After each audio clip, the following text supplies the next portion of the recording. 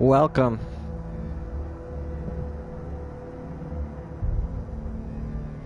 So, this is it.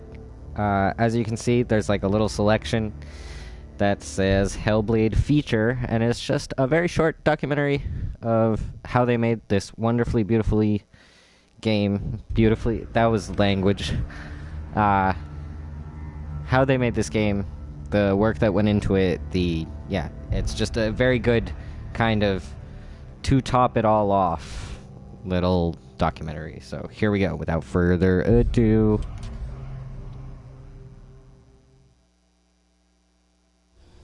Stormy seas and lost souls. Who is it? She's dreamt of this before. It's coming. Is it? They say dreams are visions of our memories, thoughts and fears, as seen by our inner eye.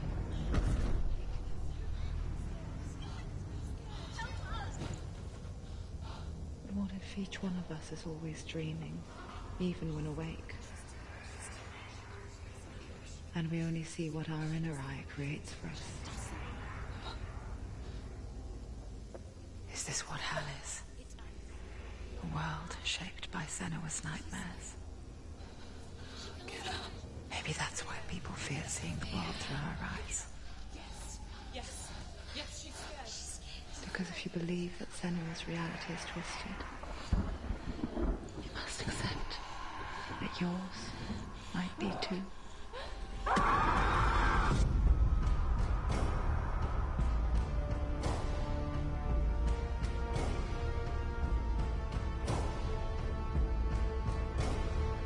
Hellblade: Senua's Sacrifice is a video game about Senua, a Celtic warrior on a vision quest into Viking territory.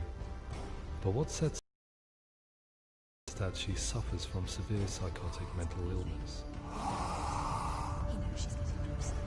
He can feel her coming closer. She's getting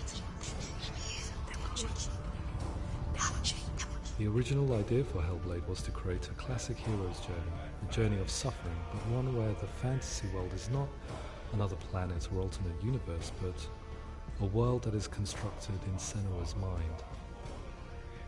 But to do so would mean putting psychotic mental illness at the center of the experience, a subject that is still considered taboo, and a challenge that was both terrifying and exciting in equal measure. In Hellblade, the starting point was a newly discovered Celtic goddess called Senua in Ashwell, Hertfordshire. When first discovered, her name was thought to be Senua, a name which I liked and kept. I wondered if Senua might have been a Celtic warrior like Boudica who stood up to the Romans. While the Romans had conquered all of Europe, there was a group of Celts up in the furthest reaches of the Roman Empire that could not be conquered, the Picts. And so the Romans built a wall, called Hadrian's Wall, that spans across Britain from sea to sea to keep the Pictish barbarians at bay. The Picts were known for their war paint, painted on with woad, and their matted hair clumped with lime. And so Senua would be a barbarian Pict in this image. What's your name? Senua. I haven't seen you before. I don't live home much. Oh, Zeno's daughter. I have to go. Wait. Orkney is off the coast of Scotland and was inhabited by the Picts, steeped in history and mystery, and so I made Orkney Senua's home and set the stage for a crisis. In the late 8th century, the first Vikings landed on the Orkney Islands. The population of the Picts crashed thereafter, replaced by the Norsemen of the 9th century. Were they wiped out? We don't know for sure, but it would seem likely given the reputation of the Vikings. The Northmen's brutality is legendary. High-ranking leaders and chieftains of the tribes they conquered were often offered as sacrifice to their gods. The most brutal of these sacrifices was known as the Blood Eagle. I imagine Senua as a young female warrior who returns home from exile to find her partner, Dillion, brutally sacrificed to a Norse god by these hellish warriors from a faraway land. I imagine the horror of this moment and how it would have dragged her deep into mental torment.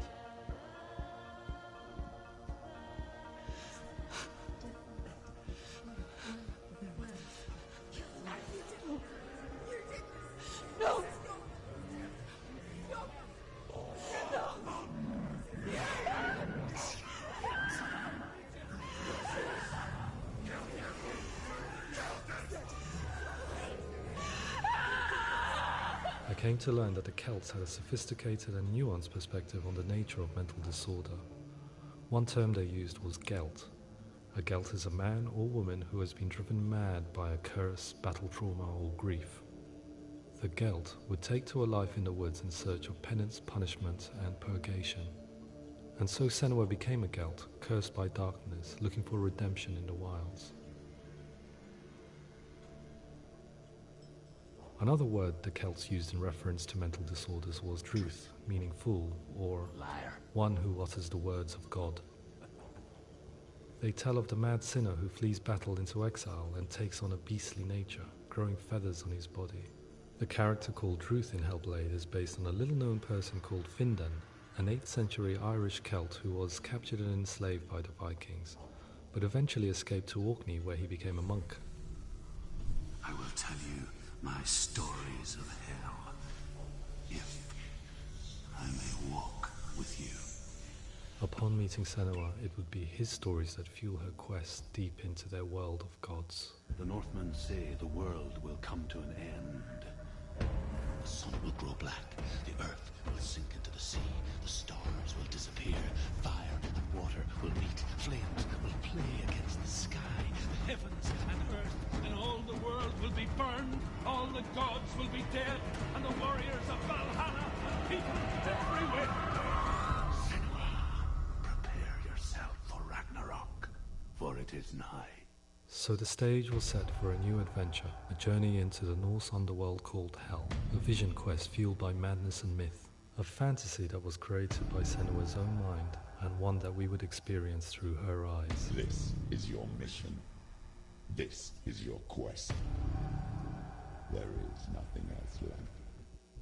To make a game about a warrior with psychotic mental illness as its central theme was fraught with danger. Mental illness, such as psychosis, is still taboo and rarely acknowledged in a century of cinema, never mind the new medium of games. Where it does feature, it often conflates psychosis and psychopathy associated with a lack of empathy. It is unfortunate that these two words sound so similar that they are used interchangeably in media.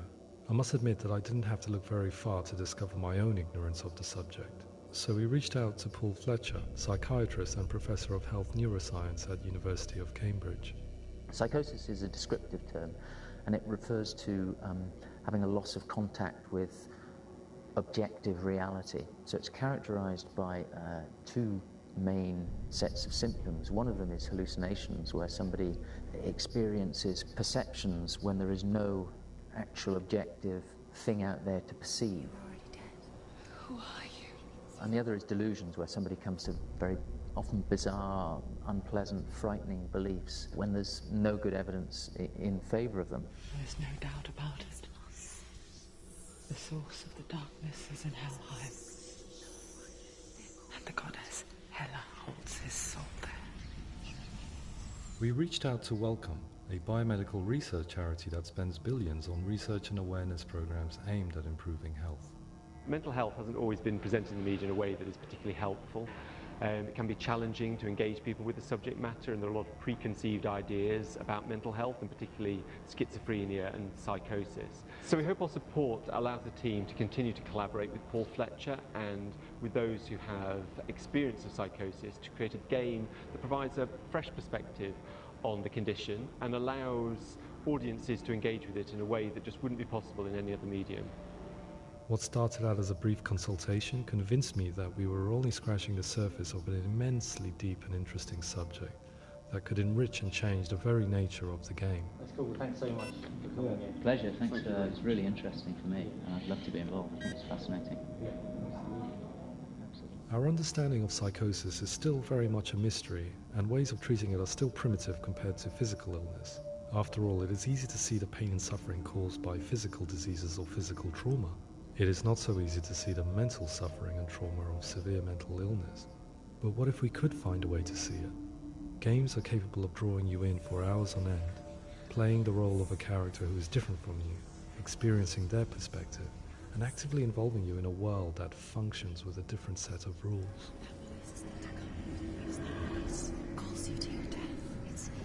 If we were to represent Senua's psychosis, we would have to simulate voice hearing, a common attribute. But how can we simulate something we have no first-hand experience of? Professor Charles Fernyhough, a leading expert in voice hearing from Durham University, offered his help. Hearing voices is an experience that is usually associated with severe mental illness, and crucially we know that hearing voices is a part of ordinary life for many people who don't meet the criteria for mental illness. Yeah. Oh, that's not him in real life. We know voices vary according to where they appear in space. Voices can appear far away in the distance, they can appear right there in your ear, they can seem to be coming from inside your head. Based on the information Professor Fernyhough provided, I put together a sound brief and invited some actors to the studio. We recorded the actors using a binaural microphone, which records the 3D spatial position of sound, replicating the way sound is heard by human ears. It gives you an incredible sense that the person you are listening to is right there beside you. Can't see how she's going.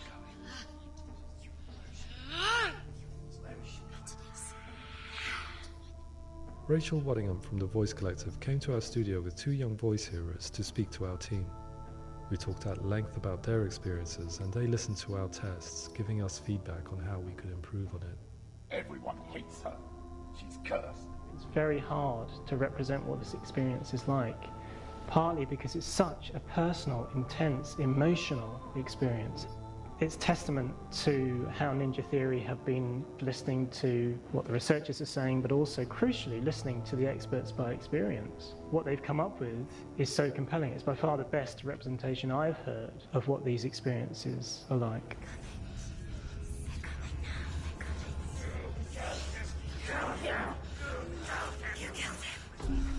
Other common attributes of psychosis are visions and flashbacks.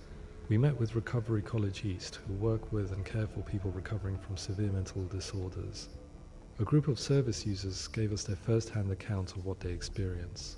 Sometimes when the visions or what we're seeing is too much, it becomes more difficult until eventually we can't do anything. The people we spoke to, the stories they told, were fascinating, harrowing and mind-boggling. The reality of what people experienced was vivid, far exceeding what I could possibly have imagined. We went away itching to represent some of these visions and flashbacks in the game. As we'll know, my heart is so, love is so far away. Don't you know how I wanna feel deeper? I could never know how you grow, all these days are killing me. Now I see deep in me insanity does unfold. I just wanna feel deeper, deeper. I just wanna feel deeper, deeper.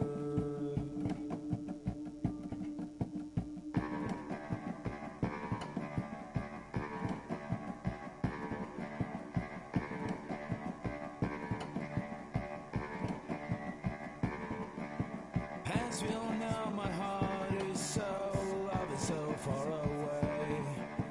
Don't you know how I wanna feel deeper?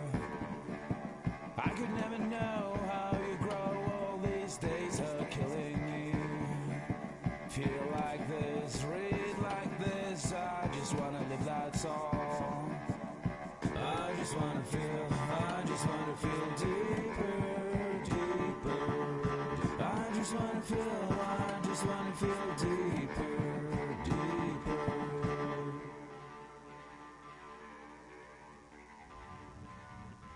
To refine our work, we continue to hold meetings with Recovery College East over the course of a year and a half, showing them what we had achieved so far and refining the in-game representations based on their feedback.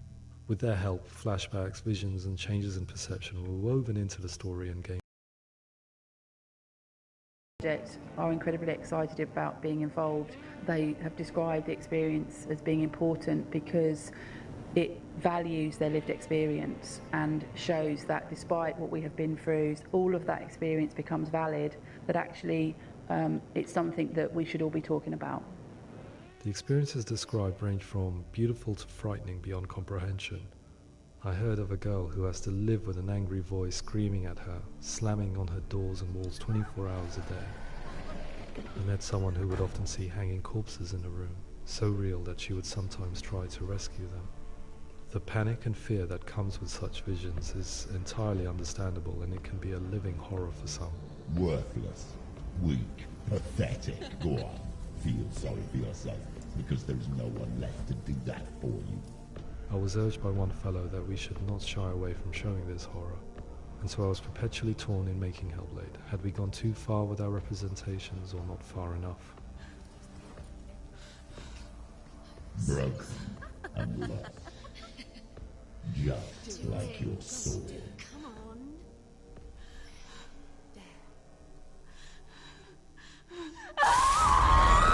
In some ways, voice hearing and visions were the low-hanging fruit, so to speak. There's another aspect of psychosis that is much harder to explain, but one that I think video games are uniquely able to represent, which are often called delusions. People begin to see patterns in the world. They begin to link things that most people wouldn't link. Most of the things that we might think would be coincidence or, not worth commenting on. Nevertheless, that might have a particular salience or importance for them. One individual described how everyday words, sounds, colours and objects were steeped in meaning to him, forming a strange and sinister puzzle that he was determined to solve but could not quite get to the bottom of.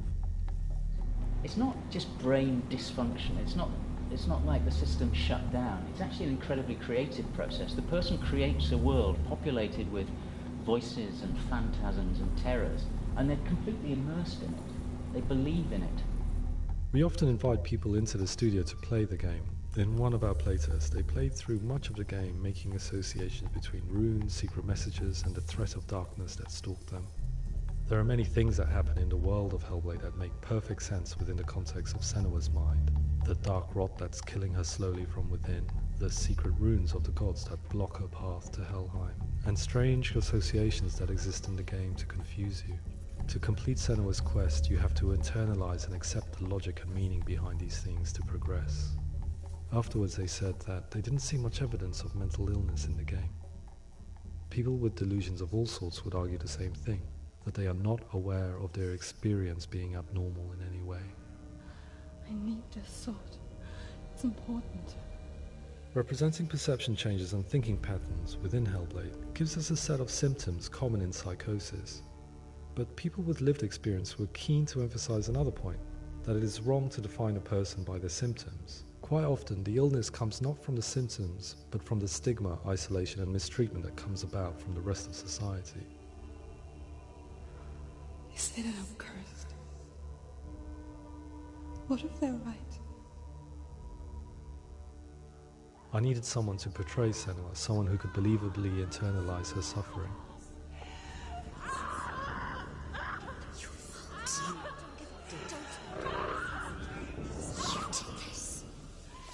Melina Jurgens, our video editor, had been a stand-in for Senua over a few months while we perfected our motion capture techniques.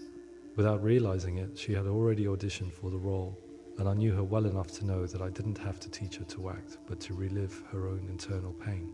As often is the case, those who have suffered mental anguish are never far from us.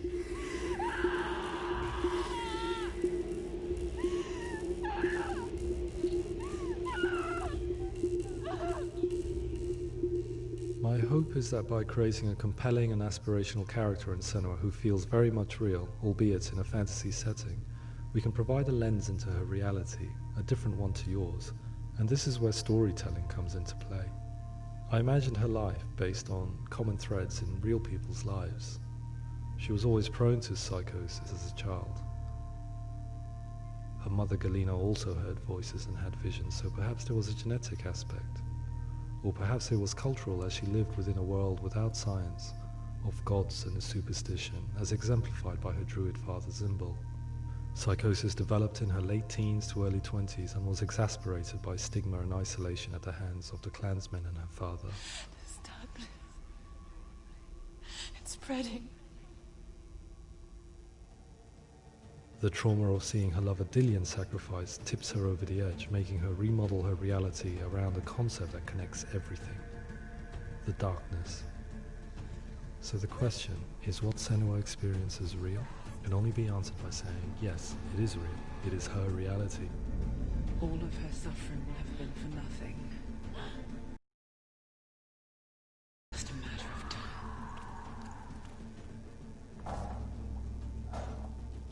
Towards the end of the project, service users and professionals that had collaborated with us were invited to see the near-final game. It was a chance to see if the game had reflected their views or if it had misrepresented them. Devil May Cry poster in the background, shout out. Especially developing Senua's character has been really important, and being able to bring in my perspective and what I see and what I hear, and having that built into the game has been a real privilege. It's gritty and it's meaty, and there are some tough subjects in there that are being tackled with honesty.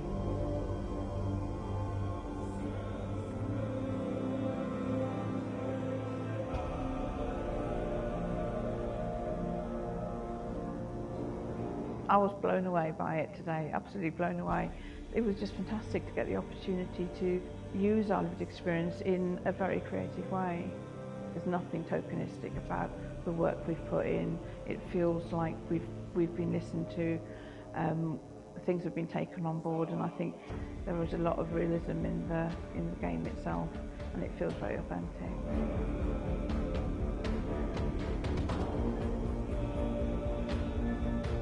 Hellblade will give people a good experience of what it's like to hear voices and have those experiences. I'm glad that the guys at Ninja Theory kind of asked us to come along and help them build an experience that's positive when it comes out, and get myself a copy and have a go.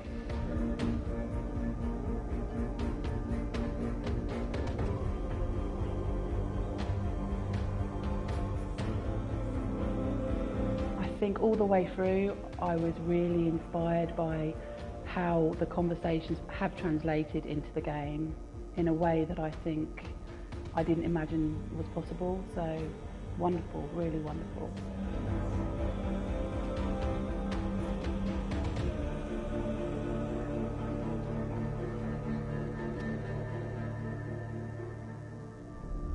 I really hope that others will follow the lead they've set and use the power of something like a video game to change people's perceptions, to increase understanding, and ultimately to make some of the stigma around voice hearing and other experiences go away.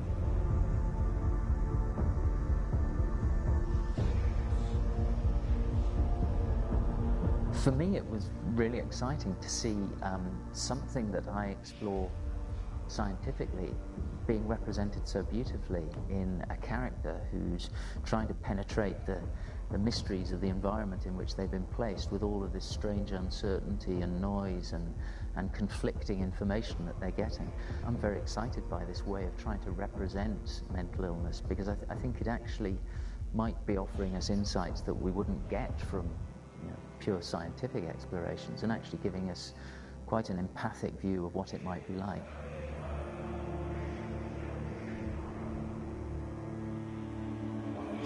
Mental illness has been with us for as long as we have been on this planet, but why? Why hasn't evolution stamped out this weakness from within our gene pool? I often pondered this question until I realized that the question had an inbuilt flaw. It assumes that being and thinking differently is a weakness. The only reason we have computers, spacecraft, medicine, poetry, art, and yes, even video games is because individuals were able to simulate new abstract realities in their minds and share them with the rest of us. We need people to be willing to see differently in order for us to progress and survive as society. And we need to be open to these new ways of seeing. And it is this spirit that motivated me to create Senua's story and share it with you.